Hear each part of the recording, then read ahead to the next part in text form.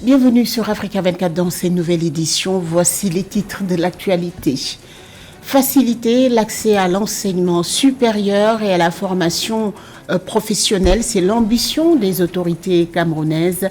Pour réussir ce projet, 3 nouveaux centres universitaires ont été ainsi créés en 2022. Hausse des exportations de café en Éthiopie en 10 mois. Le pays a exporté 209 000 tonnes de café vers les marchés internationaux. Le Maroc a remporté la manche allée de la Coupe de la Fédération ce dimanche. La Confédération africaine de football a signé un accord avec l'université prestigieuse de Cape Town qui est au Caire. 2 joueuses africaines ont été récompensées dans le championnat de France de football. Elles sont également 2 autres joueuses africaines. Elles reviennent sur la terre battue de Roland-Garros. Nous recevons José Douglas, journaliste sportif d'Africa 24, pour faire un point complet de l'actualité sportive dans ce journal. Mais tout d'abord, au Nigeria, les syndicats ont organisé ce lundi 13 mai des manifestations à l'échelle nationale. Ils protestent contre les récentes augmentations des prix de l'électricité suite à la suppression des subventions par le gouvernement. Les protestataires, composés de fonctionnaires, demandent à l'État nigérian d'annuler cette mesure gouvernementale. Selon eux, malgré cette augmentation, l'approvisionnement en électricité chroniquement irrégulier ne s'est pas amélioré. Valoriser, renforcer, développer le secteur de l'éducation est une priorité du gouvernement camerounais. 3 nouvelles universités ont vu le jour depuis janvier 2022 à Ebolowa, Bertoua et Garoua. L'objectif est de faciliter l'accès à l'enseignement aux populations des dirigeants du pays, mais aussi d'assurer une solide formation pour mettre sur le marché du travail de la main-d'œuvre qualifiée. Les détails avec ce sujet de Séverin Ndunke. L'éducation et la formation académico-professionnelle demeurent au centre des priorités des autorités camerounaises. Pour relever le défi de son émergence, la formation est un atout qui permet d'assurer le développement dans tous les secteurs. C'est dans cette mouvance que l'environnement universitaire s'est vu élargi avec la création, le 6 janvier 2022, de 3 autres universités, celles d'Ebolowa, de Bertoua et de Garoua. L'idée est de créer un rapport de proximité qui facilite l'accès à la formation aux populations des 10 régions du pays. Il n'est pas acceptable que certaines régions aient le sentiment d'être laissées sur le bord du chemin, tandis que d'autres progressent. C'est la raison pour laquelle j'ai pris la décision de créer des universités d'État dans les 3 régions de notre pays qui n'en sont pas encore pourvues. Il s'agit de l'Est, du Nord et du Sud.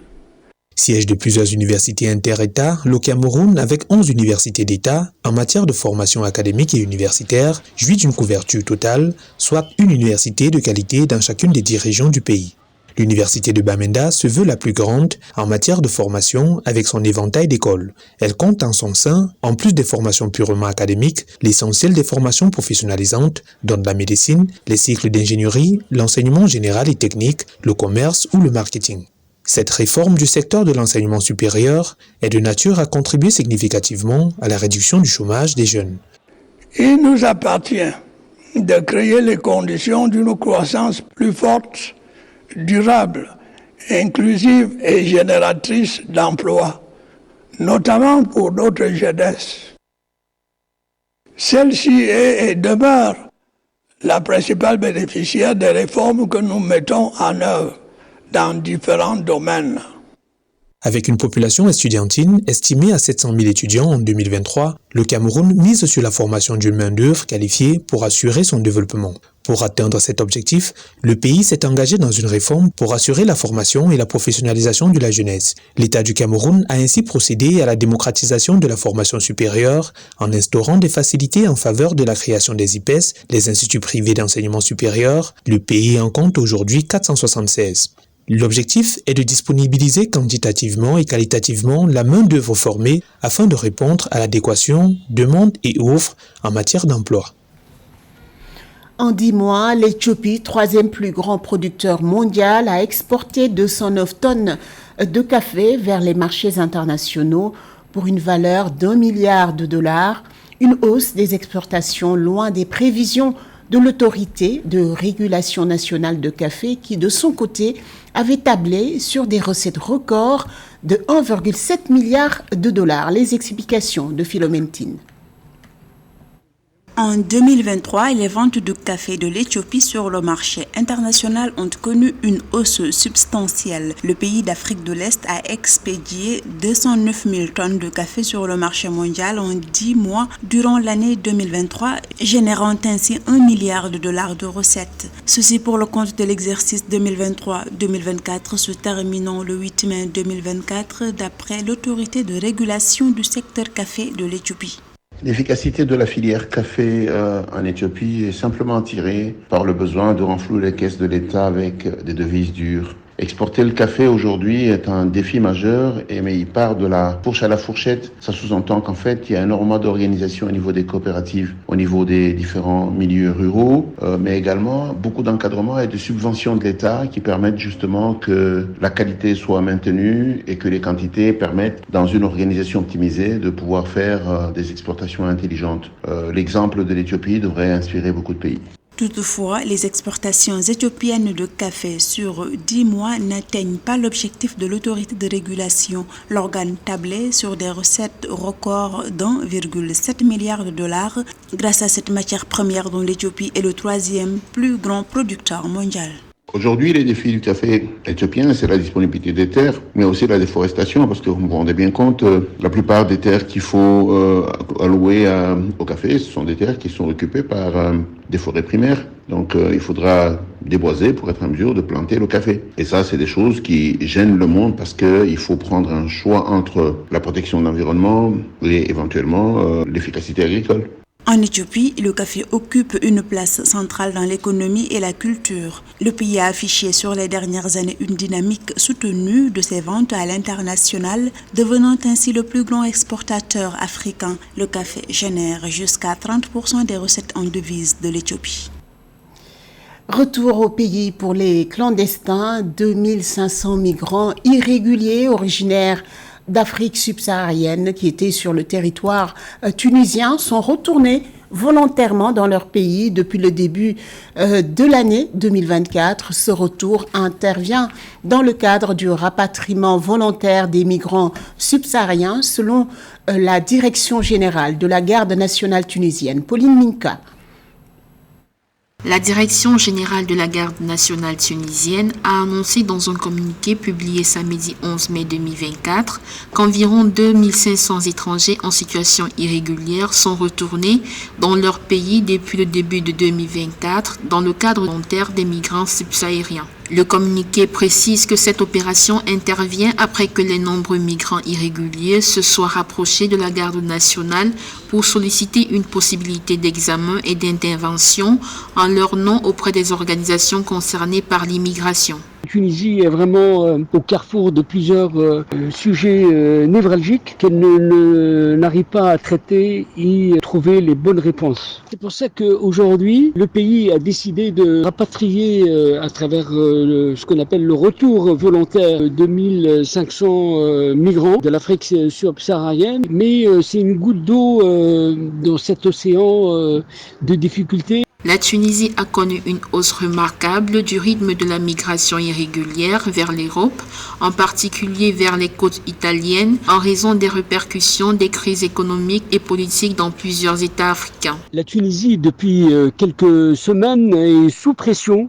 Aujourd'hui, elle a l'impression qu'il y a une espèce de, entre guillemets, d'invasion de subsahariens. On est dans cette guerre des perceptions. C'est vrai, il y a des points de fixation, notamment quelques coins du sud tunisien, mais l'Algérie joue un jeu trouble parce que l'Algérie renvoie les subsahariens en Tunisie et c'est un pays en crise, un pays qui n'a même pas les moyens de satisfaire sa population locale. La Tunisie semble prendre le taureau par les cornes. Le pays, qui compte environ 12,36 millions d'habitants, est le point de départ de milliers de migrants vers l'Europe. En septembre 2023, la Commission européenne a annoncé l'attribution d'une aide d'un montant de 127 millions d'euros à la Tunisie dans le cadre du protocole d'accord signé entre les deux parties, dont une partie visait à réduire l'afflux de migrants irréguliers. Pour un décryptage de l'actualité sportive, nous accueillons José Douglas. Bonjour. Bonjour, Aïssatou. Pour le football, c'est la Coupe d'Afrique des clubs. Une première finale a eu lieu ce dimanche, 12 mai, avec la victoire des Marocains. Exactement, RSB Berkane précisément contre Zamalek. Une répétition de la finale de 2019 entre les deux clubs qui s'est soldée par une victoire de RSB Berkane 2-1 face à Zamalek le 12 mai. Match retour le dimanche 19 mai à 19h, heure locale, 17h GMT.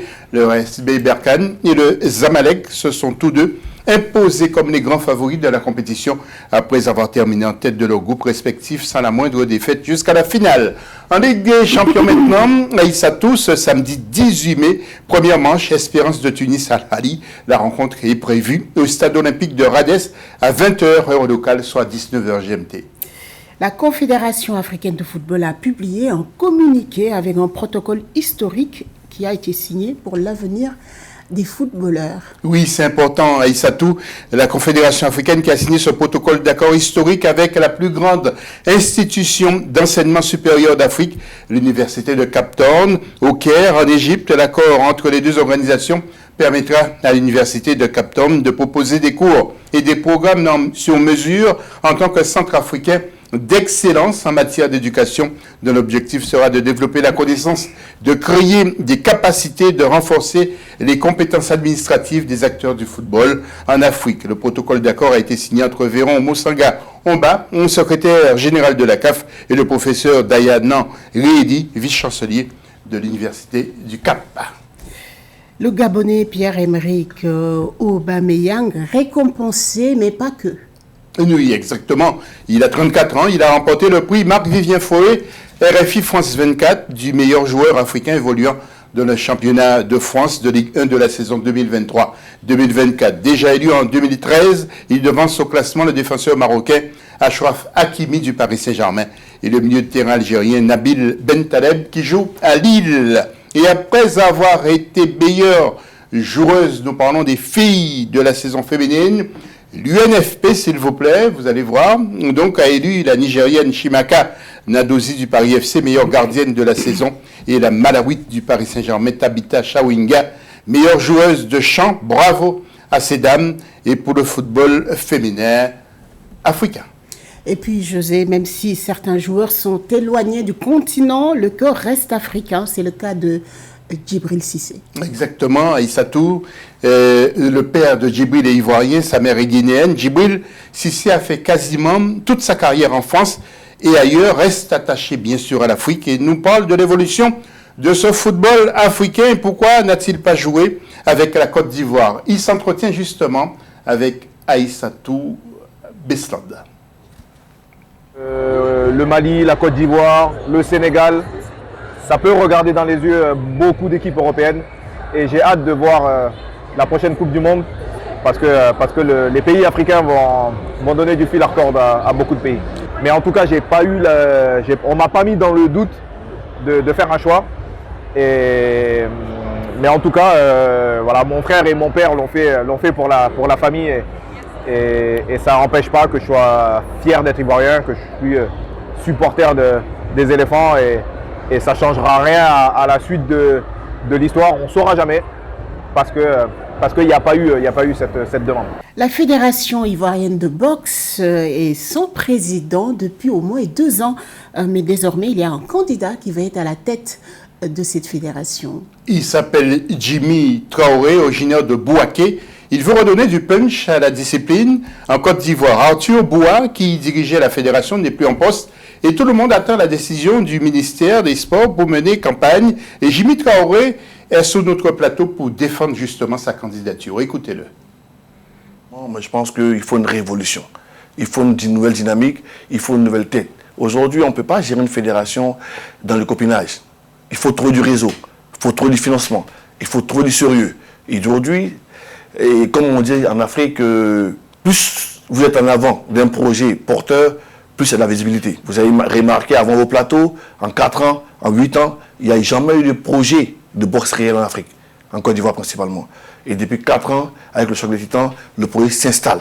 Et aujourd'hui, la crédibilité, l'engouement qu'on a emporté autour, nous oblige, avec nos partenaires, de nous mettre primés au devant de la scène, pour que nous puissions amener encore plus.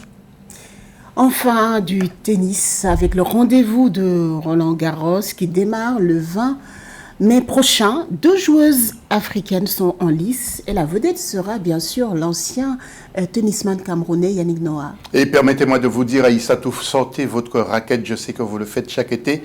Alors, il s'agit de l'Égyptienne Mayar Sherif et la Tunisienne Jabeur sur la terre battue de Roland Garros. Yannick Noah pour la journée qui lui sera consacrée le samedi 25 mai avec des matchs d'exhibition en présence des meilleures joueuses et joueurs. Cette journée sera marquée par un temps fort sur le cours Philippe Chatrier avec le spectacle inédit mêlant artistes, musiciens et danseurs. Yannick ne se privera pas de chanter. Et Aïssatou, n'oubliez pas votre raquette. Bien sûr. Merci José pour toutes ces précisions. Ce journal a été réalisé par l'ensemble de la rédaction. Merci pour votre fidélité. Dans un instant, une nouvelle édition de l'information sur Africa 24.